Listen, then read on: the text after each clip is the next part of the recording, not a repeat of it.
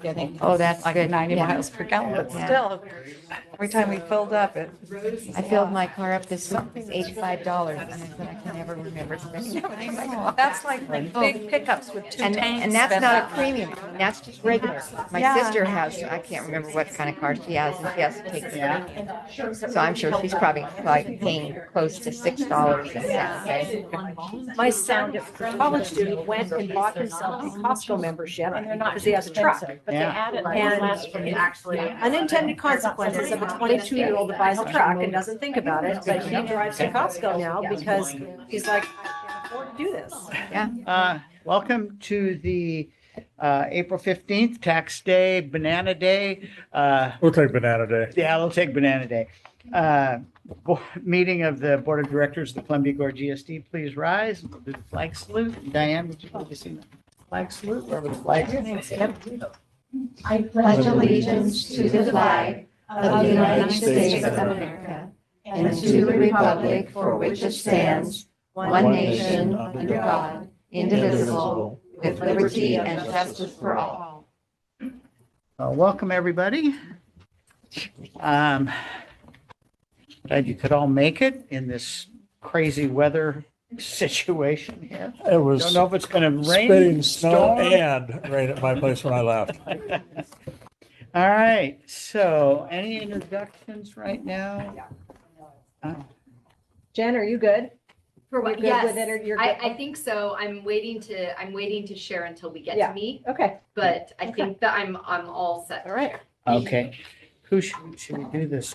Well, can we just do, is that okay if we switch? Sure. Yeah. Okay. Any comments from the audience on non-agenda items?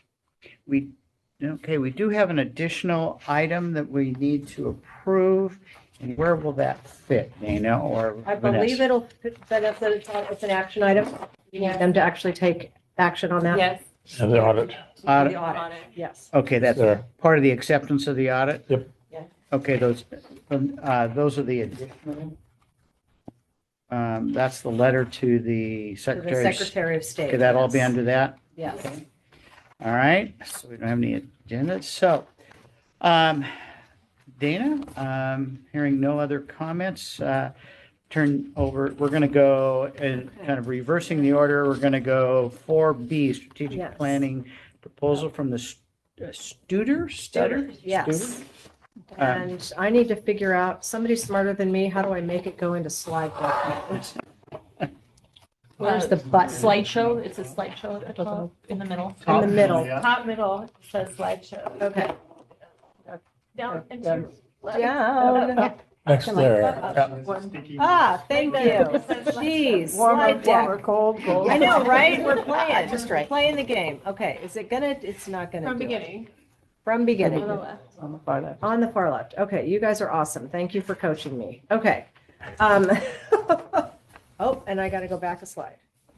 I think. There we go. Okay. All right. I am very excited to be able to introduce you to Michael and Dr. Dee Dee Ashby tonight. They are a group that works with the districts and ESDs and county offices of education around the state, around the country.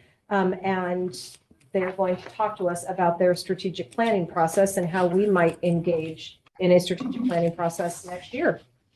And I will advance slides whenever you all tell me. Sounds great. Thank you so much, Superintendent Peterson and all of the members of the board for having us tonight.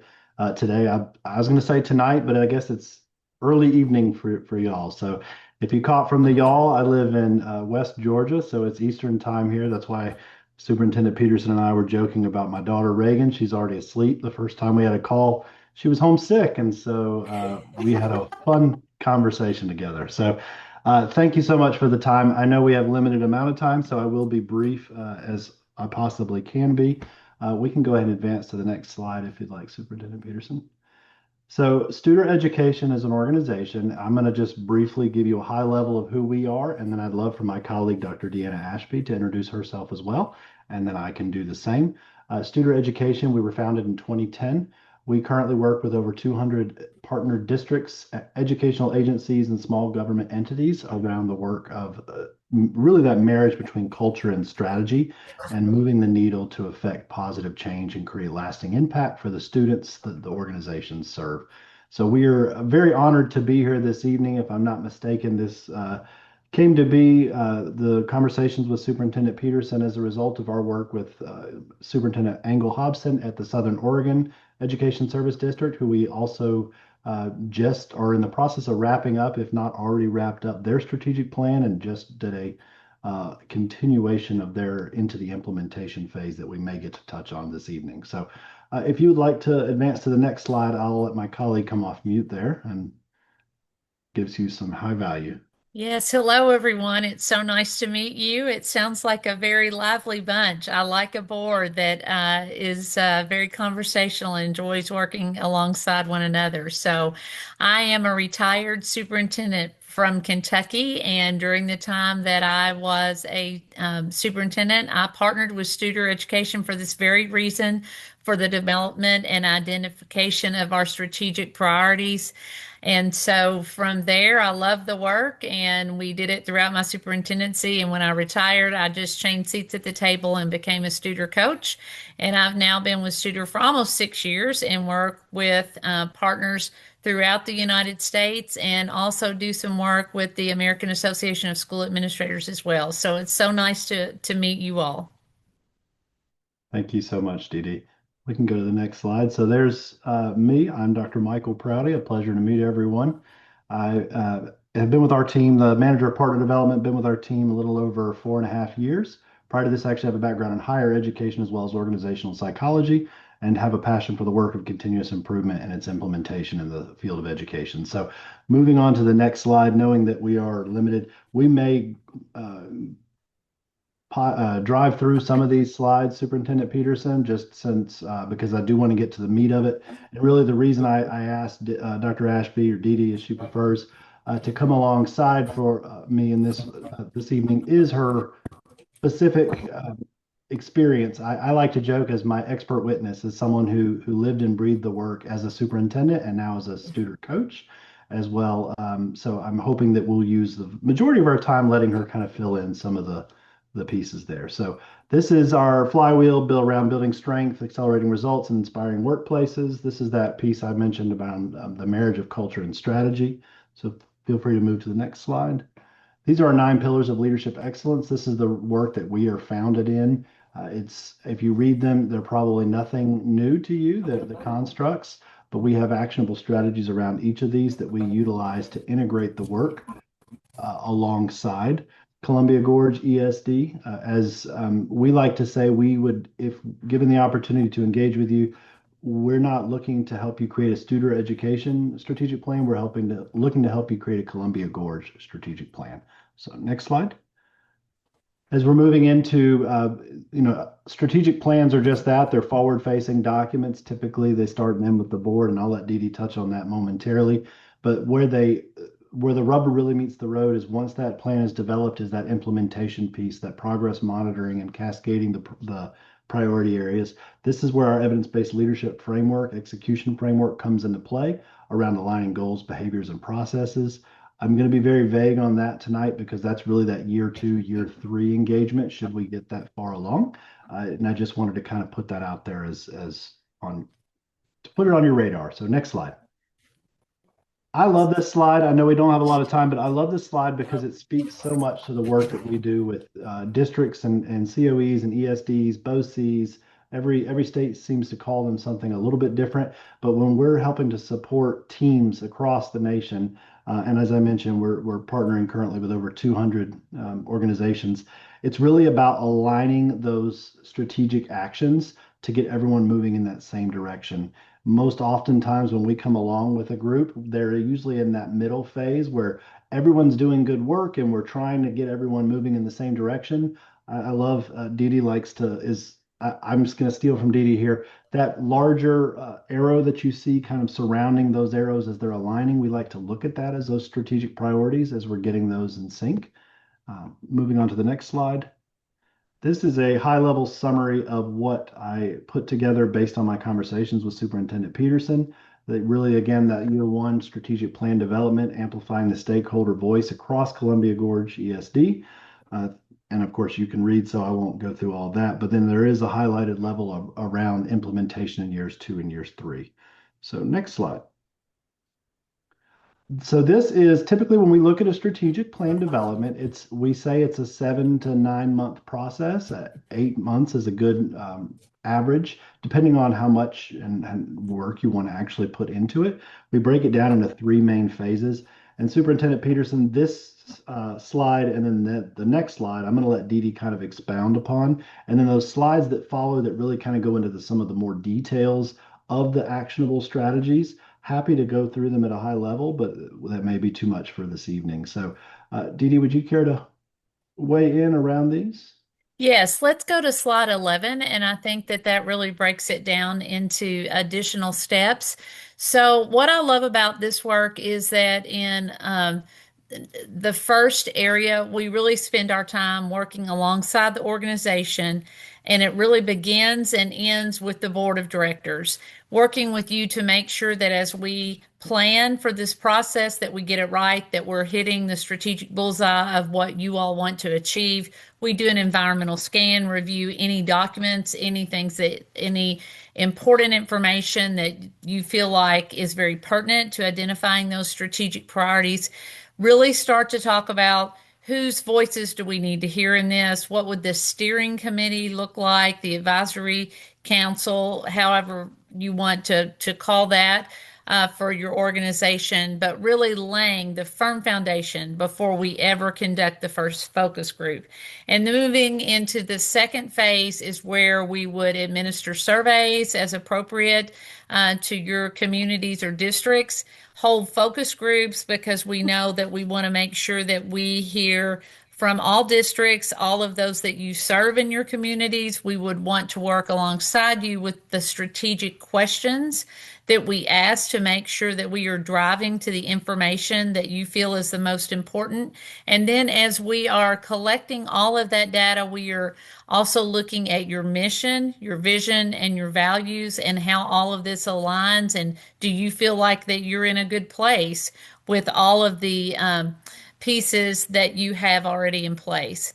As we move into the third phase, we really start to draft that plan. And again, that comes from a lot of heavy work with the steering committee and us alongside you on that. And it will be up to you all to determine who needs to be on that steering committee. We also have a strategic plan that gives us the option of then being able, once we get that in draft, to put that strategic plan out, the strategic plan survey out to those that you serve in your communities and districts to say, are we getting it right? This is the voice that we heard when we conducted focus groups and reviewed the information that was available to us. Then we go into phase 4, where we really work with the board in a work session where we say, here's the draft plan that the steering committee has put together.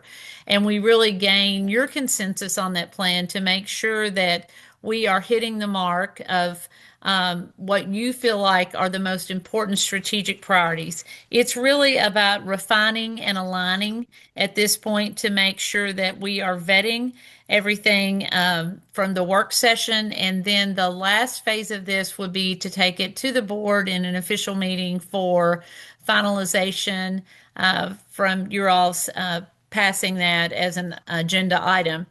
We also then work with you and the leadership of the organization to really make sure that we plan out, how do we launch this? What's the timeline for that? How do you market? What does that look like? How do you make sure that you are really establishing this in such a way that the priorities are very clear to those that you lead?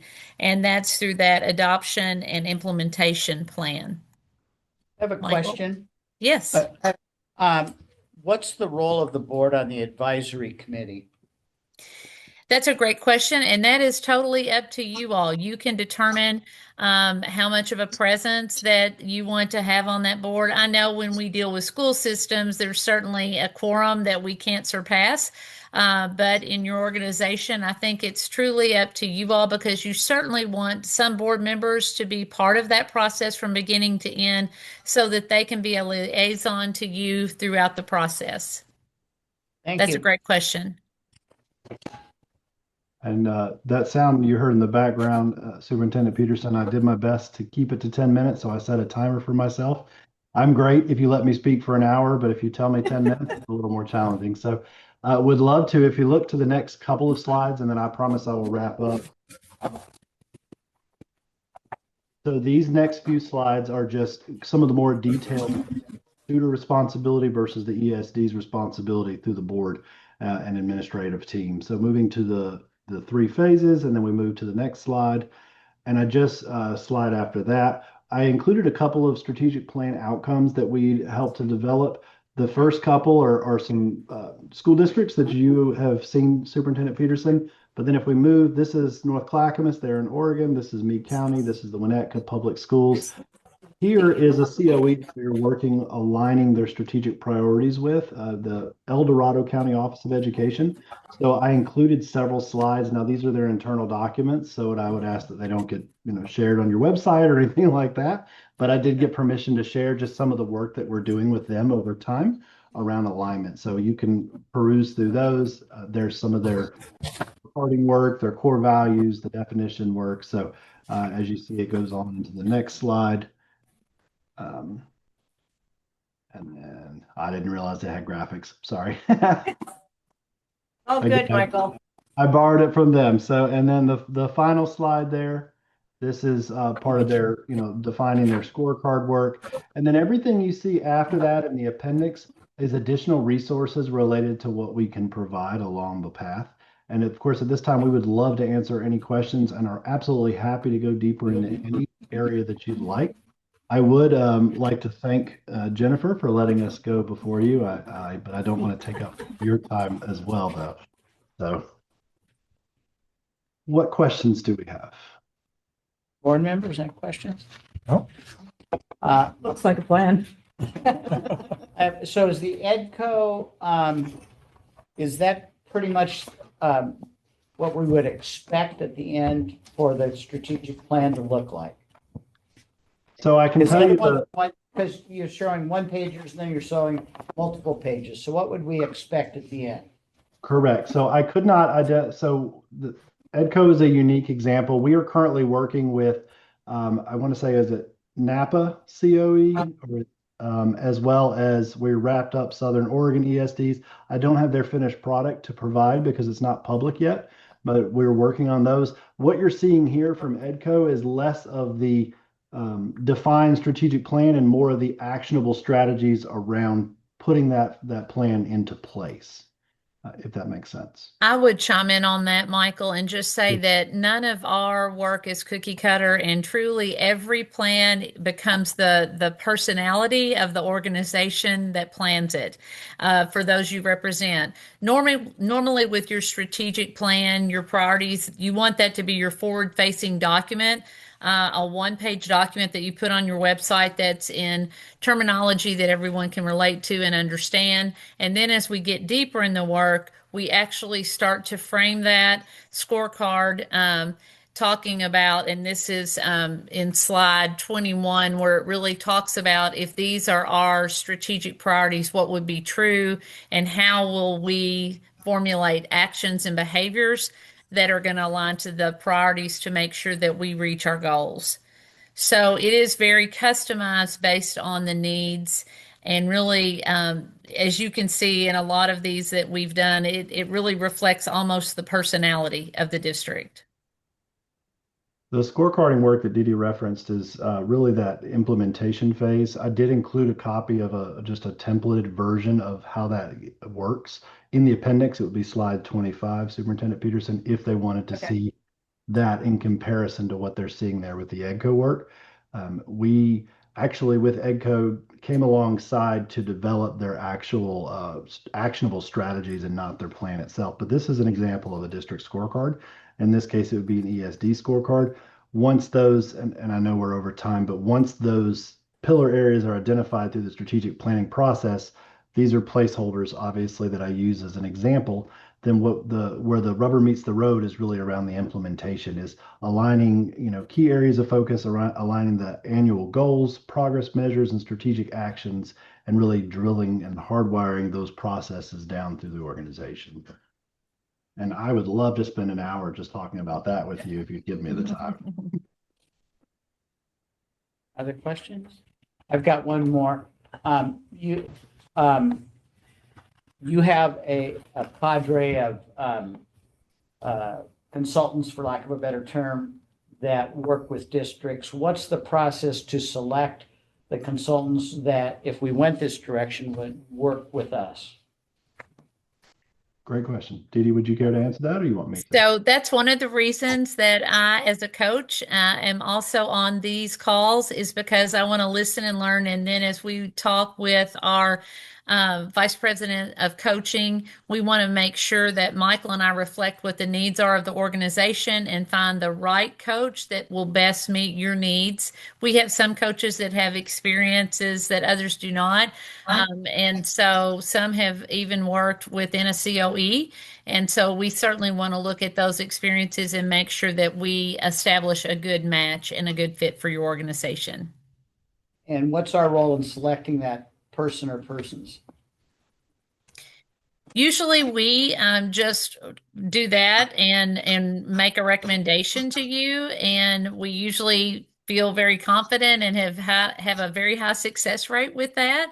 But of course, at any point, if you are not happy, you can certainly work with us, and we want to keep you happy. I guess what I'm asking is, having done this work, other work in both situations, that person is key. And I guess I would like to at least have some input on who that person is to make sure we feel comfortable before they're just assigned. Absolutely. I can tell you that all of we refer to them as coaches, and we can pull the slide deck down if you'd like, just so I can, if you'd like, Superintendent Peterson. But all of our coaches are former or retired school administrators. Most of them, much like Dee Dee, retired superintendents, or they worked in various. So that's, and yes, I wholeheartedly agree. We'd want you to have input on that, but that's part of our job. And as we've had these conversations with Superintendent Peterson, and even this conversation, we're in the background taking notes and aligning and thinking, okay, based on their outcomes here and their particular structure as an ESD, XYZ coach may be a good fit. Then we look at alignment around, hey, do you have specific key dates that you have in mind up front, or are those a little more flexible? And as those decisions are made, then we have what we call an onboarding call. And that's where we're kicking off the work. We're introducing you to the coach. You're getting a chance to meet them and get a feel for if that's a good fit. And then, as Dee Dee mentioned, of course, we can always adjust that as needed. So Absolutely. So, Michael and Dee Dee, would it be possible potentially during that onboarding conversation to include board leadership in that conversation? that would be totally up to you, Superintendent Peterson. We certainly can. That conversation is truly a meet and greet. We're not diving into the work by any means. So however you would like to structure that to make you feel confident about the choice, by all means. Okay, thank you. Any other questions? Any board members? Stephanie? Okay, we're good. Okay, I think we're good for now. Thank you so much for your time. And Michael, I'll reach out before the end of the week. Sounds great. Thank you again, both of you, or everyone, for the time, and we appreciate the opportunity to present. So nice to meet you. Thank you. Thank you. Yes, midnight would be appropriate for them. I know it's 8:30. I'm going to leave the meetings, but I don't screw anybody else up. There. There. Oh my God, I'm done being Go on. Vanna for the night. So do we need to, what's your intention, Dana, in terms of, had the presentation, what's your intention in terms of how we proceed from here? I mean, I don't like to have to make snap decisions. I would love to give you all a little bit of time to just let this digest, and then possibly connect with board leadership in the next few days. And if this is still setting well, then we could potentially set up an onboarding call just so that potentially the 4 of us, 5 of us could chat before we formally sign a contract with them. I'd like to at least get input from the board, reaction from the board right now, your thinking and whatnot. Stephanie? I'd like to hear how it's gone for the Southern Oregon No, ESD. I mean, they walk in our shoes. they do. And so it'd be nice to hear what their view of the experience has been. I talked to that superintendent about 6 weeks ago, and I can follow up with him and see how the finalized process has gone. He was very, he's had a very good experience to that point. They were at the point where they'd gotten to kind of their final draft, and it was going back to their steering committee for final revision before it went to the board. But I can follow up with that superintendent this week and get his input again. How big an ESD is that? Order of magnitude. They're, I think they're about twice the size of Yeah, they're us. about twice. Yeah, they're bigger than us. That's what I thought. Yeah. Paul, what's your reaction? Positive so far. Keep going forward then? Any? I think moving forward, yeah, I think it's, depends on what we come out with and how we follow it. And I guess maybe, but if you looked in the appendix, there was a proposed cost of about. Yeah, I saw that. If that gives anybody pause, say so right now. Okay. Susie? Well, I'm embarrassed to even ask this because it sounds like I haven't been, probably I haven't because I have some problems lately. And is there some reason we're not continuing with what we used to do? I mean, did something come up and some changes or like we used to always do, our local service plan? No, the local service plan will continue. Okay. What this is a much broader look at all of our stakeholders. Okay. So So it's a little parents- different. Okay. it I is- missed one yeah, board meeting yeah. and I think that's where I missed Yeah. it. So, okay, it sounds good to me. Okay, Stacy? I really have always loved that, getting our arrows all pointing the same direction. Visual. And I think that there's a lot I don't know about how our departments work together. And I think in the process, I may learn things that will make me a better board member and a better leader. So, yeah, I think it Okay. All right. seems like a good idea. Okay, I have a couple of questions too, just like Susie, I just need a little clarification. How broad is our scope, and would this include like our new building location plan? Would that be a piece, or are we just looking at curriculum on this? I mean, what are we expecting, how many pieces are we putting into this plan? How multifaceted is it going to be? Are we just doing the curriculum, and how, do you see what I mean? I'm just a little bit confused on what are we actually going to be asking them to help develop? So they're going to do a lot of listening. They're going to do a lot of focus groups, and we're going to determine as far as what type of service are we providing? Are we actually meeting the needs of our component districts? We might have some operational goals that could potentially include us all coming under one roof, but that's going to be part of it. Part of it is going to be very front facing as far as service to our component districts, which honestly even includes North Central ESD because of our hubs. So it's a way for us to take a look at our entire organization to ensure that the work that we're doing, that we're not just doing random acts of kindness, but that we're all aligned with one key mission and vision. And some of that was done just after the pandemic with a group that Superintendent Sublette brought in. My understanding is it did not involve a lot of stakeholders.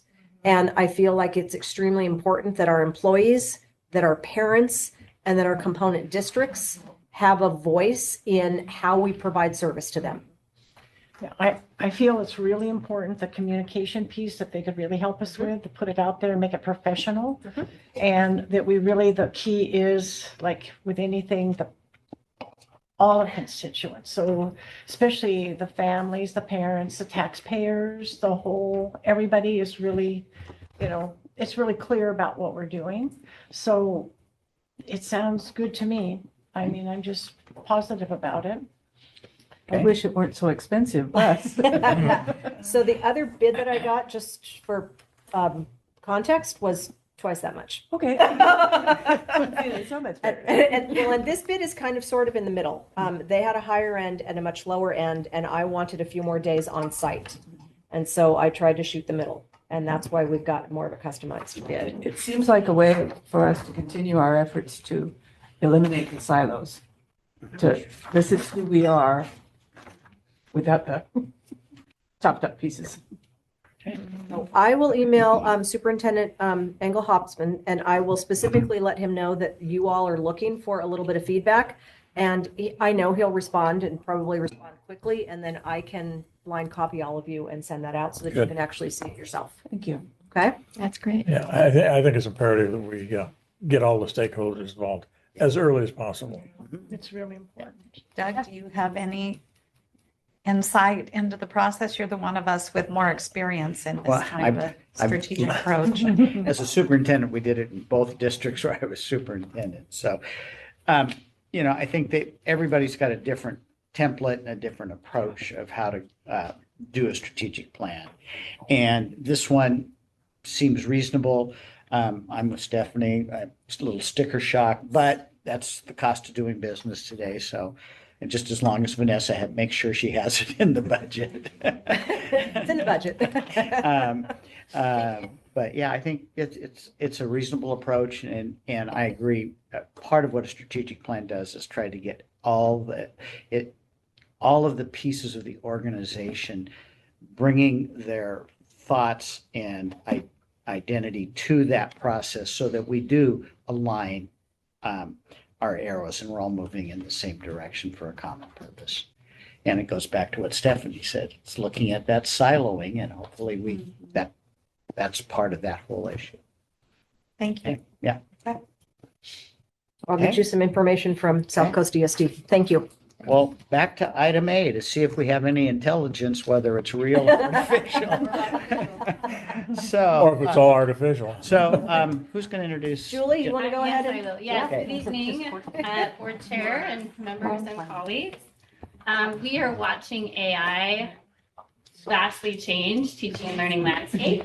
In fact, I used AI in full transparency to help me build my notes tonight and asked it to be friendly, enthusiastic, but professional. So we'll see how it did here. And we are really excited tonight to have the opportunity to share with all of you the way that we're supporting staff, not only within the ESD, but our component districts. And I'm really pleased and honored to have Jen Hart, our STEM Hub coordinator. She's really leading the charge in this work. And within the STEM Hub, she's supporting, and it's quite a mouthful, but she is supporting our work in computer science, digital literacy, and artificial intelligence in education. In her spare time. Yes, in her. And she's going to spend a little time kind of introduce herself, but then she's going to walk us through one of our favorite AI tools. It's called Notebook LM, just to kind of demonstrate to all of you how transformative the tools that we're sharing with educators in our districts, how it can really support their work and relieve some of that teacher workload. I want to talk a little bit about how we started this journey, and it really started internally within the ESD, but it has quickly expanded, as you can imagine, how quickly this technology is changing and the need for support to our educators. We've been in a great collaboration with the tech department, the STEM Hub and the tech department, and we're trying to build a framework that bridges what teachers need on the instructional side of AI, but also ensuring that our network is protected, student data is protected, and that the cybersecurity piece is covered with whatever tools that we share. So it's been such a fun collaboration with tech to bring that very technical side, but us sharing what educators need and finding that in between. And the work we're doing right now is trying to build some exemplars that will help guide the rest of our component districts. We're trying to build what this should look like so that we have something to support them as they go on this journey and start utilizing AI in their work as well. Externally, this is where the excitement really starts to build. We've partnered with several districts to integrate not only AI literacy, that's what is AI, what does it look like, what should we know about it, but also how they can implement it just into their professional work. This year alone, thanks to Jen's leadership and support from some of our teammates. We've worked with North Wasco, and a lot of our work has been within their professional learning days. So they've got kind of in-service days, and they've invited us in, and we've been able to do that on their time. And obviously there's a need for that, but North Wasco, Jen has supported a book study with Hood River County School District. She's a valued member of Hood River County School District's AI task force. And she has trained just recently the entire high school staff at the Hood River Valley High School. We've also supported Dufer and North Central ESD in their professional learning days. And our next stop, or her next stop, is Columbia Gorge Community College. Word is out. And so we'll actually be supporting post-secondary educators in understanding AI. And I think ethics come a lot into play when we talk about that post-secondary education experience, as well as a lot of support to just individual teachers and teams of teachers that have this problem of practice. Jen's been able to step in and support that problem of practice, help them solve it utilizing AI tools. The majority of our work has been on adults using artificial intelligence because there's not a lot out there, a lot of guidance for student use. However, we know some of our tech savvy or students that just have access to technology are using it. So we're trying to find the guidance that will help support, how to support teachers in, well, I have students using this, what does that mean? But right now we're kind of sticking to our lane and supporting educators because that's the guidance we have. So before I turn it over to her to just introduce herself, talk a little bit about her background, but walk us through an activity, I just want to celebrate her leadership. All of that work that I've talked about that's been accomplished this year is just because she is so passionate and dedicated to supporting our educators. And so we're really fortunate to have her on our team. And again, you'll hear a little bit about her background and all of that computer science, digital literacy, AI. You'll go, oh yes, she is the right person for the job. So thank you, Jen. I'll turn it over to you. And then at the end, after she kind of walks you through, if you have any questions, we're happy to answer them for you. Okay, here we go. Let's see if I can get this to share. There you go. All right. Maybe. Here we go. Okay. I mean, it's not even a presentation if you don't get to show your cute kids, right? Yes. This is, I actually was just curious what AI would say about me. So this isn't a great little blurb, but it was just what it generated for me. But I think I can probably speak to me a little bit better than the AI can still. I went to Oregon State and graduated with a degree in computer science and a minors in physics and Japanese. And so spent the first part of my career actually as a programmer, and then left the workforce to have kids and had the privilege of homeschooling my 2 kids during COVID, as so many of us did. And that really led me into the world of education. And I ended up partnering, my husband and I partnered with 2 other couples to start a middle school, actually, in Hood River. And then that is how I met Julie and got this amazing opportunity to blend 2 things that I love so much: education, okay, 3 things: education, kids, and technology. And feel like I could not be more fortunate to be in this position. I love it. Every day is an absolute joy to come to work and work with amazing people. Julie's phenomenal. If you don't know her, I mean, you all know her. She's phenomenal. And everybody in our STEM hub and in the ESD that I get to interact with all the time, just such a delight. So couldn't pick a better job. You too, Kip. I knew that was the next thing. Okay, let's see if I can. I'm not entirely. There we go. There we go. Okay. Oh, sorry. A little bit too much. Sorry. There we go. Going so fast. Okay, so Superintendent Peterson asked me to show you one of our favorite tools that we use a lot here in the ESD. And so for those of you that have been here for our in-services, this is going to feel maybe a little bit redundant, but hopefully not too much.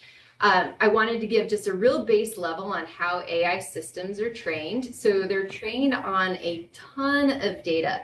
And this is all human created data, which means just like humans are imperfect, it turns out so is our data. And so What that means is that we have imperfect output, and we talk a lot with our educators and our students that are using AI about how they need to be aware of bias and hallucinations that we see in AI output, because again, imperfect data equals imperfect output. So, but we as humans are ultimately still responsible for that.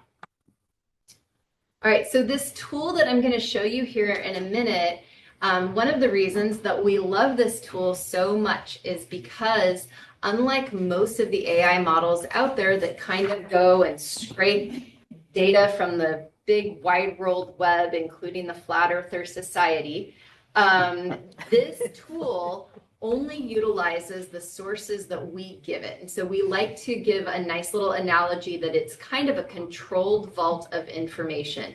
And it's going to give us a lot of really incredible AI functionality, but it's going to isolate itself or its information that is powering it to the information that we give it. So you can probably already see how this is really powerful in education, where we can start limiting the sources that our students use so that they're not pulling from the society, they're pulling from their biology book. It's not an open web, reliable outputs. Let's see, yours says I want to, oh, and citations, which I'll get to in a little bit. And then one of the things that Julie touched on too, that we spend a lot of time on is the privacy issues when we're talking about student data. So with FERPA and COPA, these are federal regulations that help regulate the input of private information for students that we really need to be cognizant of. And this tool under our EDU license specifically is FERPA and COPA compliant. So we know we can share this tool with both educators and students, knowing that they are going to have a really safe environment to work in. All right. And with that, I'm going to give you just a couple of examples. And it's funny because Julie was like, we're using this with our teachers. And really what I'm going to show you today is a couple examples that we're using mostly with our students. But we'll send, hopefully I'm showing you the right things. Superintendent Peterson, if there's something else that you wanted to highlight, by all means, let me know. Okay. So this is what Notebook LM looks like. And let me just show you, let's see, I got to get my little thing out of the way here. All right. This is what this tool looks like when we first launch it. And I am an anomaly because I have a whole lot of notebooks. For a lot of people, this would not look this busy or this intimidating. But we create a notebook by clicking on the plus sign, and that opens up a fresh, brand new notebook. And what it's going to ask us here is to upload our vetted resources. So here is an example of one that I have already built. This is a student guide for Hood River Valley High School. These are the sources on the left-hand side. Maybe I'll expand these so they're a little easier to see. These are the resources that we know are vetted and are supported by the school district. So you can see here, it's not really well named, but we have the student handbook, we have the district calendar, we have the high school's calendar. I believe that this is their handbook for their coursework. And then we have a couple other things here that also support that. When we now chat with this, we're going to move over. This is the sources. And I should say, I mean, for whatever it's worth, this is kind of nerd speak, me speak, but there's 50 different file types that are supported here. So this can be anything from YouTube videos, it can be PDFs, it can be documents. There's 50 different file types, and you can have up to 200 documents in here. So you see, I have like probably a dozen, but we could have up to 20 in here. So that gives us our vault. This is kind of this left-hand side is our starting spot. And when we move to the middle, we move into the chat.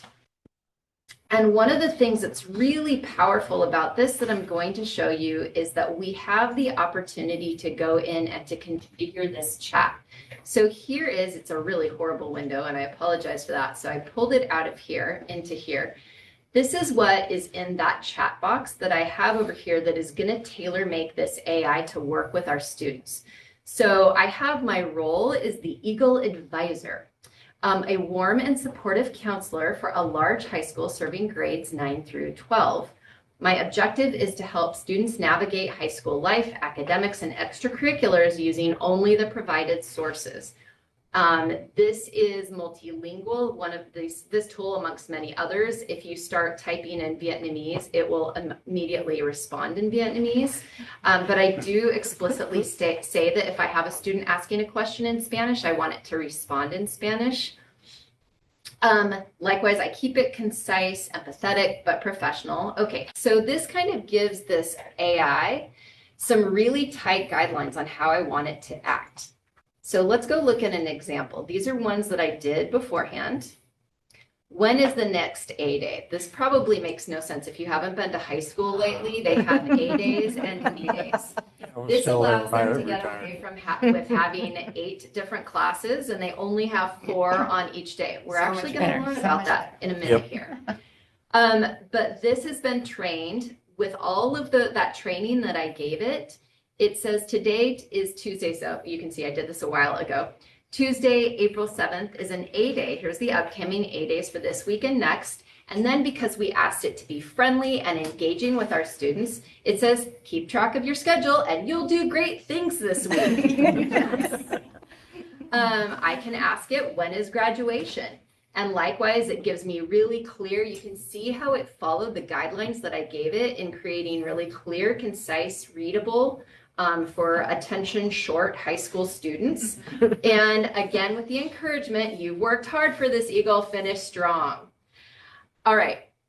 I asked it, I do have a sophomore that's getting her driver's license soon. So I did ask it what the rules around driving to school are. And actually that was helpful because I had no idea that those were the rules.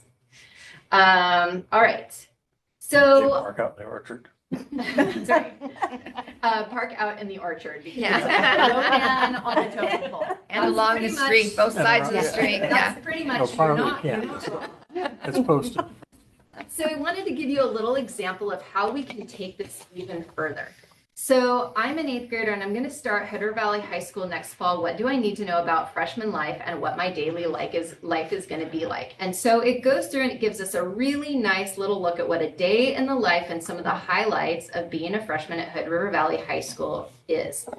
So this is where it gets fun and fancy. I took this and I saved it to a note over here called Freshman Foundations. You can see this is a replication of what we just saw in the chat. And then what I did these all ahead because some of them take a while to do, is I made this a source. So I moved this little note that I created out of this chat and I moved it over here until this source. And I deselected these and made it a primary source. And then I created a video. So now, see what our connectivity is like.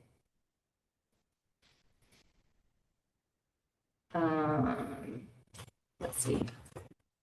How do I play audio from here? Oh, here we go. I can hear it. Can you hear it? No, Just on your computer. it's on your computer. It's just on my computer. Turn it way up. Myself. Okay, how could I, so if I go back to Zoom, can I share audio? Maybe I needed to share audio. Sorry, everyone. I do want you to hear this because it's really the fun part. Share sound. And hallways. It's about finding. Okay. There you go. Hey everyone, and welcome to your official insider's guide to Hood River Valley High School. We are so excited you're here. We're going to walk you through everything you need to know to absolutely crush your freshman year. So let's jump right in. First things first, a huge congratulations. You are now officially an HRVHS Eagle, and that is a big deal. It means you're part of a community with so much spirit and pride, and honestly, we couldn't be more thrilled to have. So this is a little 5-minute intro based off of this chat that we did that told us what it's like to be a day in the life of a Hood River Valley Eagle, geared for an 8th grade student that's coming into their freshman year. Another couple things that I played with off of this is I used the student handbook. So I selected the handbook and created this, these have gotten really good, created a slide deck And my prompt, actually, let me go back.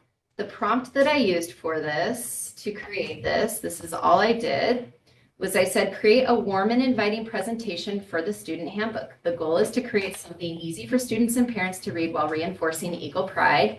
Colors used should be navy blue and gold and tie in elements of the HRVHS Eagle and the Hood River Valley. So you'll see, let's pull this up again. We've got this gorgeous presentation based on the handbook, and it's got our little topography in there on the background. It has a quote from Principal Donnelly about being a family at HRVHS, talks about the mission, campus locations, formula for academic success, academic honesty, some of the big highlights that it pulled out of the student handbook.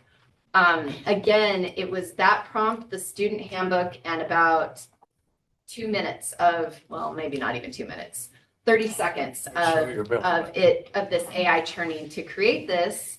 And it's something that you could probably walk or like pass out to students and would be pretty informative and helpful. Just replace 2 secretaries. I just replaced 2 secretaries. Well, I'll tell you what, that this can create prettier things than I ever could. That's for sure. Well, when Jimmy and my daughter were in high school, they were in the same class. So I was just thinking you'd have that, and then you put the 1995 handbook next to it and say how far we've progressed. How far are we? Yes. Yes. Yes. And then, yes, and we could go on and on. There's so many fun tools that this employs that really helps us kind of create multimodal learning. Sorry, it's such a mouthful. Multimodal learning for our students in ways that are auditory and visual to help augment and add to their reading. So, any questions? Yeah. Yes. Questions? I do. I'd like to go back to like the second or third slide. Yeah. There were some notes. It went pretty fast, and I thought, I didn't know if we'd have time, but there's mentioned something about AI. I think it's like the fourth slide, maybe it says about overconfidence, hallucination, that page. Yeah, this one. I really have a lot of questions, and Yes. I have, okay, yeah, okay, so I'm concerned about this page. Well, that's great. We should be. We all should be. Yeah, we really should be. Yeah, this is really red flag. So when we look at this, okay, so I can follow it all. Okay, errors, gaps, inconsistencies, bias. Okay, Yeah. the most, okay, and imperfect. But this is imperfect data. Okay, possible results. So how do we get hallucinations in there? I mean, how are people? Maybe my understanding of what a hallucination is different than what this is meaning, but I'm seeing hallucination. And I have number 1 definition in my mind. Yeah. I don't know about 2 and 3, but, and then also bias and overconfidence. Yes. Those 3 are just huge. And then also human judgment remains essential. Yes. But these are children. Yes. These are children. Yes. And a lot of them, if high school kids, Yes. they do not have much judgment generally. It's like honestly. I have no idea what you're talking about. Yeah. Like my 15-year-old. Yeah, and so I just like, anyway, and I have other red flags too I want to visit about, but this one, if you could just help me with this. Yeah, I mean, if you're looking for me to like make you feel good about it, I'm not going to, because this is exactly what we talk about in all of our AI literacy training. With regards to educators and the PD focused at them, we talk about their professional judgment being imperative and them owning their content, because the reality is, let me see if I have it in this slide deck really quickly. I'm not sure that I do. Is there a danger of things being slipped into it other than what you've typed up and have put into that? Yeah, absolutely. Okay. Yeah, 100%. But not Like- in Notebook LM. Oh, no, I'm sorry, not Yeah. in Notebook LM, and that's one of the reasons that we love use that it. tool so much. Yes. And remember that what Jen said is that right now, most of the work that we are doing here at the ESD is supporting teachers to use it with their professional judgment as educators, Right. not in how it can be implemented in a classroom. Okay. We are working with adults. Mhm. And again, So this is I'll totally adults. right now, We're that's working with. that's what we're doing. And I'll Okay. give you another example. Kip uses this quite a bit. Love it. He has taken our staff handbook. He has taken our collectively bargained agreement. He has taken our board policies.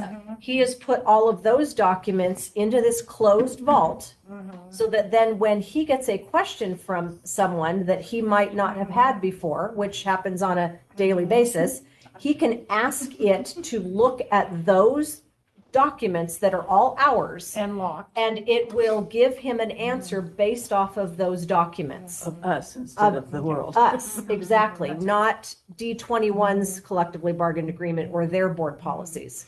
But that's part of why this specific tool is one that we are really trying to help teachers use. Because it helps prevent It those helps things. prevent yes. those things. Because It's prevent locked. those Yeah. In other words, it's locked. Okay. Yes, Yeah. and just a very, very quick, I know we're out of time, but just a very quick demonstration of how this can be used for students, because I do understand your concerns around that.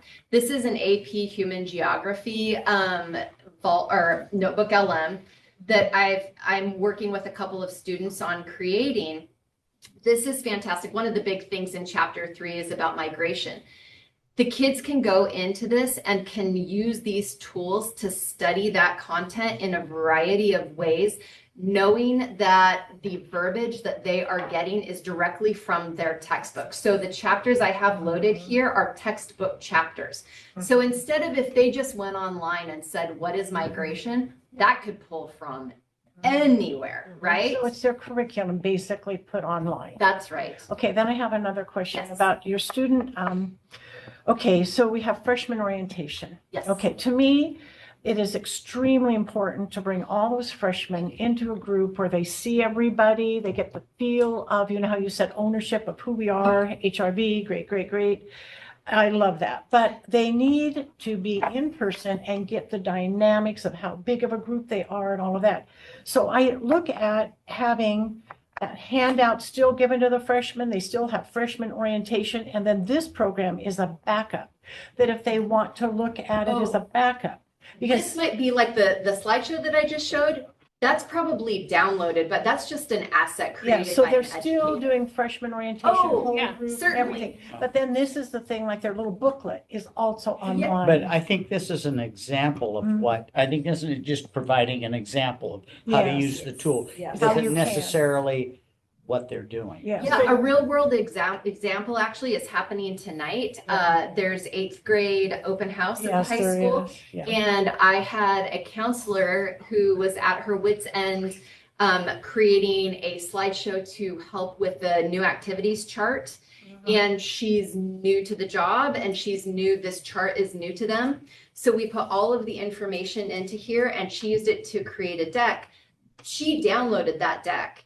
It's now going with her to present in front of the families and the Okay, students. so it wrote- This tool will never enter the chat, so to speak. Yeah, okay. While at the school, she's just simply using something she created Yeah. with this tool to then go speak to the families. Okay, that puts my mind at ease that Yeah. it's for the academics of the staff. And Yes. okay.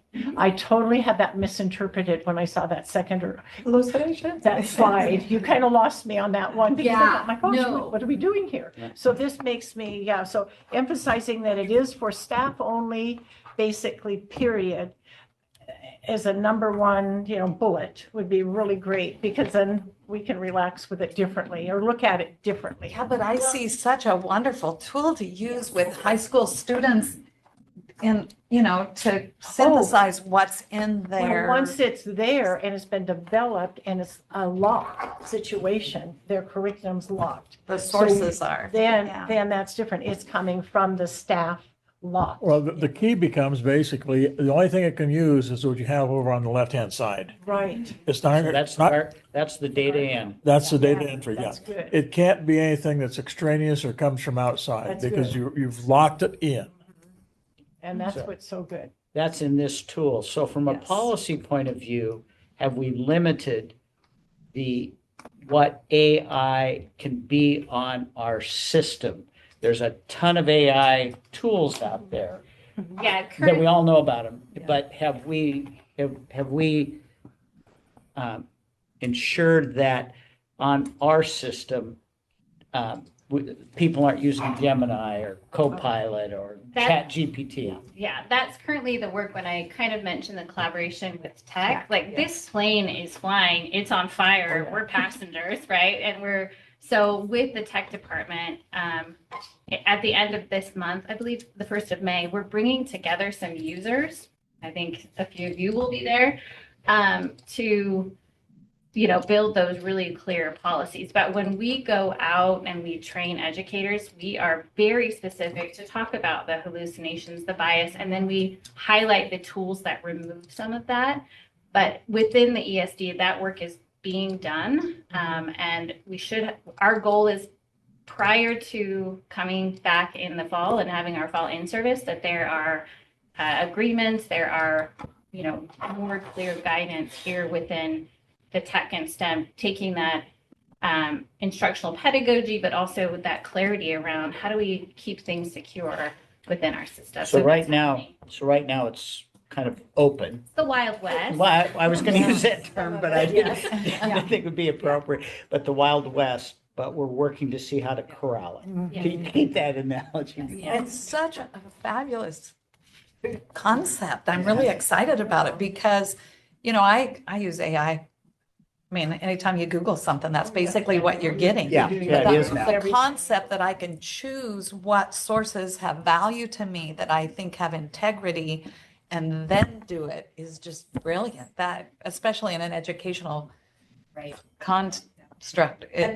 We're having to be quite careful. This is where tech and STEM working together, because as you can imagine, our insurance through PACE, through OSBA and PACE, is getting more and more prescriptive about what we need to do as far as cybersecurity. Yeah. So bringing the tech individuals in with STEM Hub and hearing from both sides, what do we need to do on the back end? How do we need to make sure we're protecting data?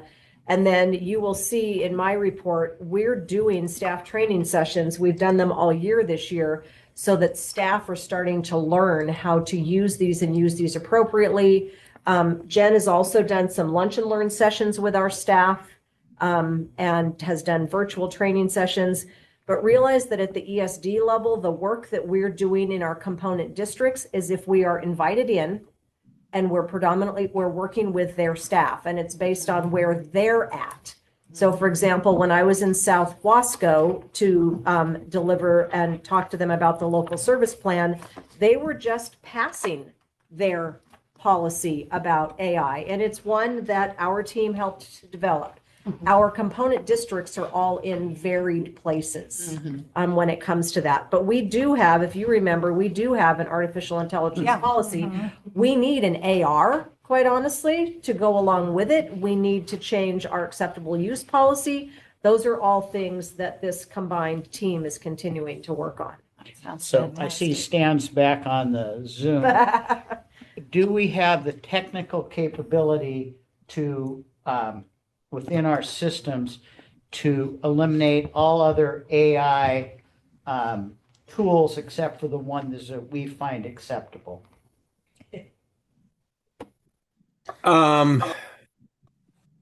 Short answer is yes. Long answer. But the long answer is maybe. Yeah, I mean, there's a couple different approaches that we can take on this depending upon the school district. And I think that's kind of where it's key is because each school district kind of has a different platform that they run under. So to try to make sure that we capture and control within all of those potential, we just got to make sure that we are getting everything. And with some software that we're looking at, we will have a lot more granularity in that area. So we're hoping that that will help with it. Thank you. Granularity. Still more to come on that. Another new word. Granularity. All right. New word for me today. Okay. Yeah. And I just threw out there too that I appreciate the collaboration that we have done with the STEM department, Julie and Jen. And I mean, their direction on this has been so helpful in helping us kind of guide where we need to go within the tools to protect us as well. Great. Julie, Jen, anything else? Board members? No, thank you for the time. Yes, thank you for having us. Yeah. That's exciting. Another That's nice amazing. article about the STEM Hub in the paper about the CTE regional meeting, so. And they keep recognizing that's a part of the Columbia Gorge ESD. Onward Okay, and thank you upward. very much. I'm just in awe of all this. I Okay. want to, can I just do a 30-second thing here? My son works in EI and he took a little clip of my grandpa Nickerson speaking and synthesized his voice reading my favorite poem. Oh, yeah, they can do the voices. Some say the world will end in fire. Some say in ice. I just burst into From what tears I've when I- tasted of desire, I hold with those who favor fire. But if it had to perish twice, I think I know enough of hate to say that for destruction, ice is also great and would suffice. And it just is exactly his voice. Wow. So amazing. And I That's could amazing. have him, Isaac said, think of other poems you might want. All or- you can do is put in 3 words and you can type in anybody's voice you want to read anything. So if you want, for instance, like George Orwell reading a book, you just ask for George Orwell and he will read the book. I mean, it will be in his voice. They have all these voices now. You just type in and they will you can have anybody reading any book you want them to read. It's Okay, phenomenal. well, thank you very much. All I know is this definitely surpasses typing 1960. Yep. Okay, moving on. We got more on the agenda here. Dana, Okay. superintendent's report. Superintendent's report. All right, here we go. I'll add a couple of things to what I've included in my report. I do want to give a huge shout out to directors. Unlike past years, Vanessa and I did some training along with some staff from the fiscal team, and we met with directors. We made sure that they understood what we were looking for as far as budgets, and each department actually built their component, their section of the budget, which then will roll up to what you see next month. And that was a huge lift, and many of them did this work over what was supposed to be spring break. So I am extremely appreciative. I know when we talk about advocacy, I do want to mention quickly, I was at the town hall at Hood River Valley High School a couple of weeks ago with Senator Wyden. One of the things my ticket, for those of you that have been to town halls, my ticket was called, and so I was able to ask a question. Some of you might have seen this in the news lately. There are several states that are actively trying to go against Supreme Court ruling Plyler versus Doe and require that students show proof of citizenship when they enroll in school, which I'm very concerned about, because if we don't have kids, then we can't do our job. And so, Or will we get paid? so it was a good meeting. There were some other things that were said, obviously, that had people very concerned. Along with that, just after that, the executive branch did put out their fiscal year 27 budget. There is limited or no funding for many of key educational programs, again, including migrant education. I am hopeful that Congress will act quicker, but in a similar manner to the way that they did this year, and that we will receive stable funding. I think at this point, that's what we should be hoping for, is stable funding. I do have in here information about our early learning project. I've actually been in touch with Washington, D.C. lobbyists just today. The community college, as I've mentioned in the past, does work with Merchant McIntyre and Associates, which is a lobbyist firm out of DC. It appears that none of the organizations that received the community improvement project funds have yet been awarded their funds. And so they're digging into that for us. We're still on the list, and the expectation is that they are going to be awarded, but we don't have access to them yet. And so I anticipate that there'll be a meeting with Dr. Lawson and myself and some representatives from Senator Merkley and Senator Wyden's office, hopefully next week. I've also attached And for Dana, you. is that do we get the check or is it a reimbursement grant? We don't know yet. That's one of my biggest questions is, do we just get the money or is it reimbursement? And so we're proceeding as if we have it. And I continue to meet with Dr. Lawson, but we don't have any particulars yet. Vanessa would love to know if it's going to be reimbursement or if it's going to just be a check. If it's going to be just a check, quickly, you will very quickly see a supplemental budget being passed. I did also include for you on the next couple of pages, this is the evaluation of our spring all staff. And you will see that many of the sessions that are being offered in coordination between the STEM Hub and our tech department, and they are very well received. They've done a tremendous amount of work and are working very closely together. Chair yoga is also very popular, turns out. Stress reduction is a really good thing. And I've done, in both of our all staffs this year, I have done budget presentations, which it's turning out people are actually quite interested in. And I'm doing the best I can to make it easy to digest and not confusing, although I find it quite confusing myself a lot of the time. But I think that we're on the right track as far as professional development.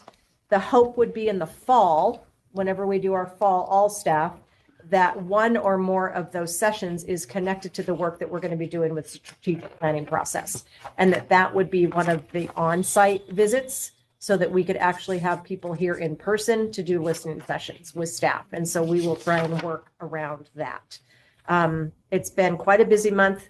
On Friday, I will be in Portland for a meeting with COSA, which is the state superintendent group. You will possibly also hear tomorrow at the State Board of Education, the governor is going to be talking about an executive order that she is thinking about signing around instructional minutes, which it's going to be very interesting to see what that looks like, because instructional minutes, the bottom line is that has to do with funding. And I will be curious to see. You all know that our governor is actually our state school superintendent. And if she signs an executive order, it is different than if an executive order comes from the federal level. We have to follow them if our governor signs one. And so I will be curious to see what that might look like when you read the paper and you see how many districts across the state are closing schools, doing furlough days, doing RIFs, making cuts for next year's budgets. I find it interesting, to say the least. Well, and the state board's taking up an account. Is this all part of the accountability conversation that the governor's executive order around accountability and how I'm changing the... She might make that argument. It is not something that's specifically listed in Senate Bill 141. Okay. Senate Bill 141 talks about student learning growth targets. It talks about front-facing accountability to taxpayers as far as how money is spent, which is where changing the PBAM comes in. It talks about districts setting some local metrics themselves, but I wouldn't be surprised if she tried to draw that line. Okay. Because there's just an article about what that might look like. Yeah. An editorial saying it's the wrong direction, but that's a different issue. I think we also have to balance that with the upheaval they have right now in the Department of Education. Yeah. Quite a bit. Yeah. Although I would tell you, we are extremely lucky that Dr. Weatherall is again joining Yes. the superintendent. Camille will do a good job. Superintendents across the state. It's leaving a huge hole in ODE. Yeah. They've lost some good people lately. Yes. Okay. Yeah. Thank you. Thank you. Madam Money, Vanessa. I'm going to make you a sign.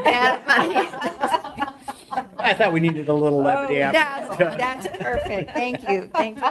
Esteemed board members and colleagues. And please, the minutes should not reflect. That was awesome. Oh, I think it's great. Get her a t-shirt. Yes. For I sure. did attach the financials and my report. Just a quick recap. I'm glad to have the audit behind us. We've signed we have the action plan that we're sending to the Secretary of State. My team has been great. I appreciate all they've done. I'm ready to move forward, work on a new budget for 26, 27. I am confident in the numbers.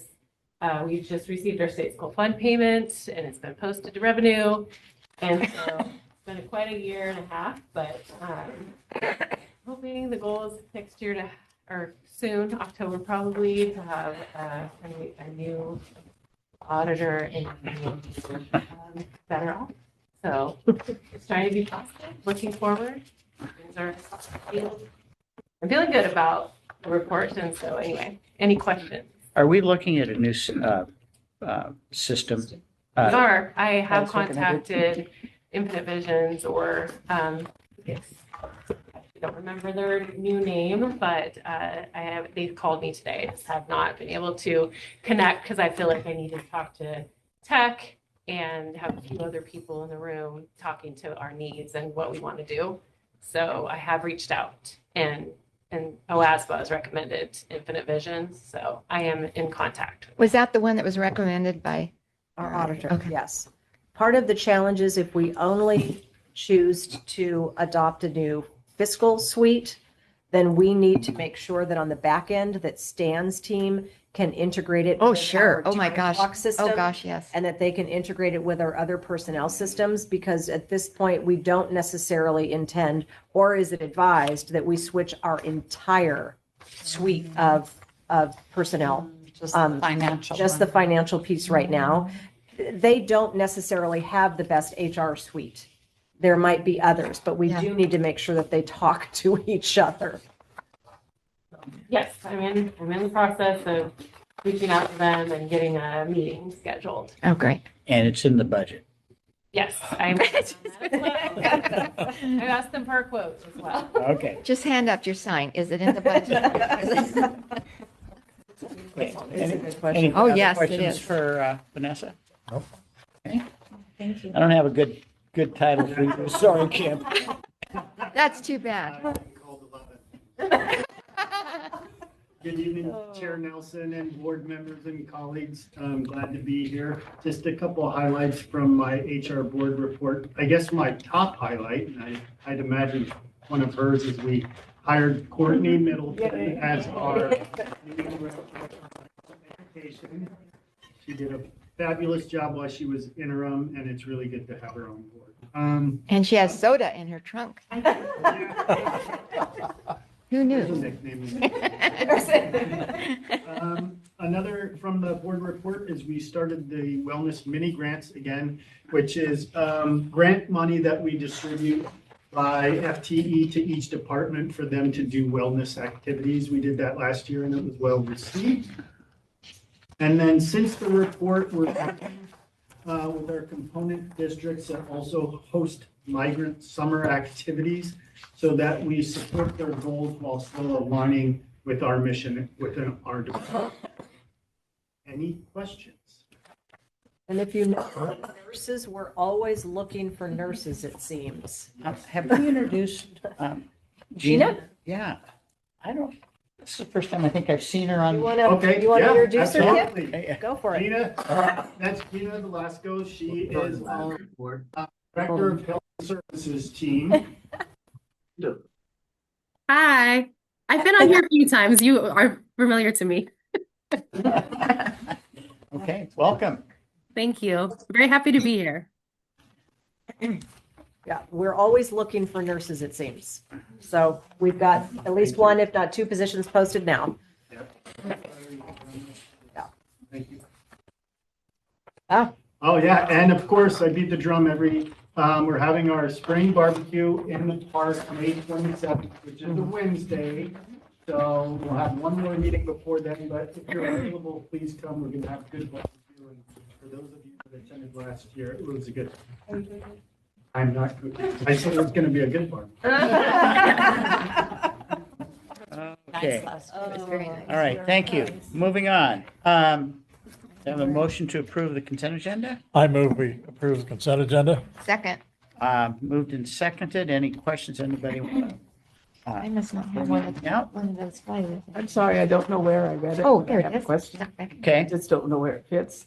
About the transfer of Yeah. money. Having some Willamette ESD background, those are red flags for me of, is this a well-documented?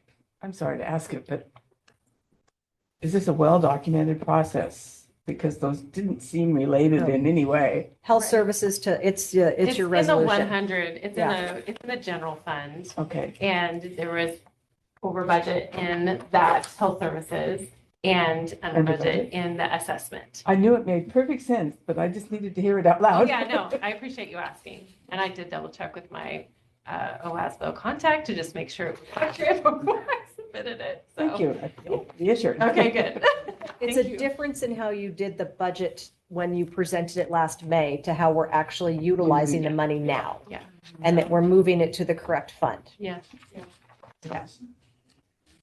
Okay. For asking. Yeah, I saw that too. Thank you for asking.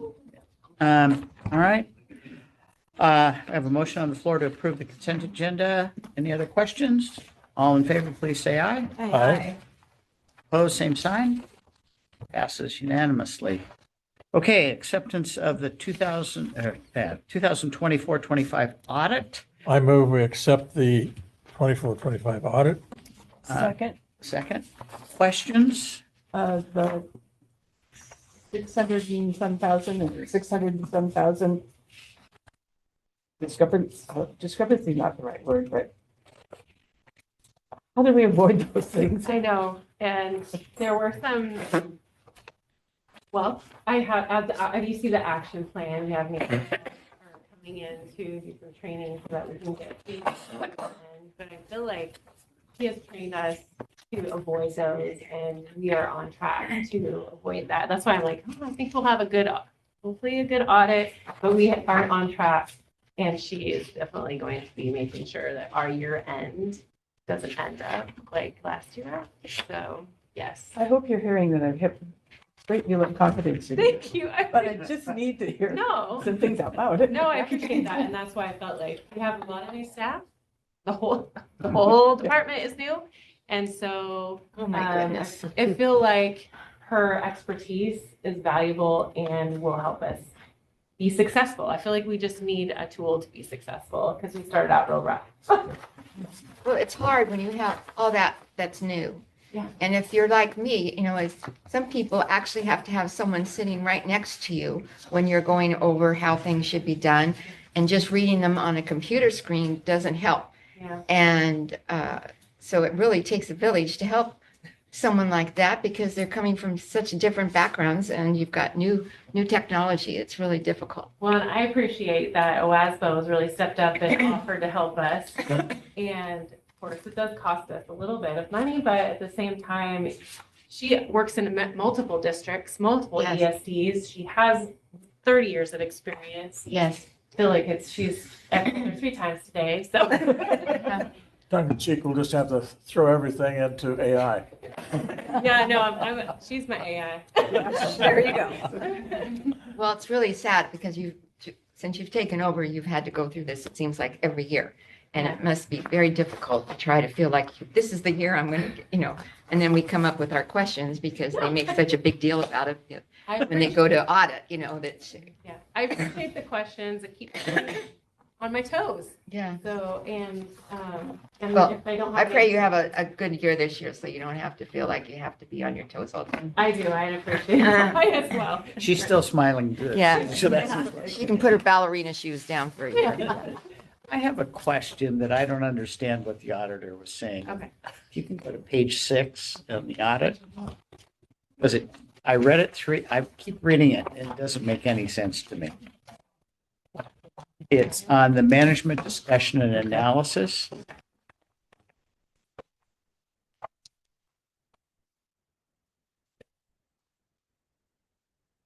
Discussion.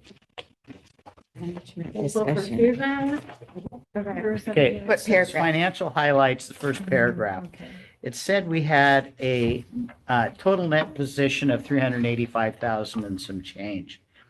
But then it says of this amount, 477,158 was invested.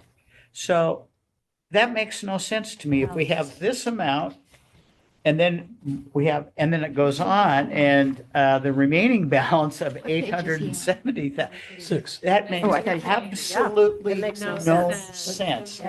I'll talk to Nancy about that because we had reviewed these. We didn't specifically look at this. We looked at mostly the financials on the back side. So I'll talk to her about page 6 and get an answer back to you on that and say, there were some disagreements we had. So with the auditor. What paragraph were you on? I was on the first. Right here. Oh, okay. I was on page 3. I thought you said. No, It the should numbers be don't add 1 up. million, I'll definitely get back. 85,000. Yeah, I'll get back to you on Because that. when you look at 477 and 870, No, but No, it no, no, says no, no. our Yeah. total I know, amount. but if that is incorrect, Pardon? should it have a 1 in front, 1 million? We don't Nope. know. We don't know. We That's don't what the know. auditor needs to tell It could us. be 3.85 million.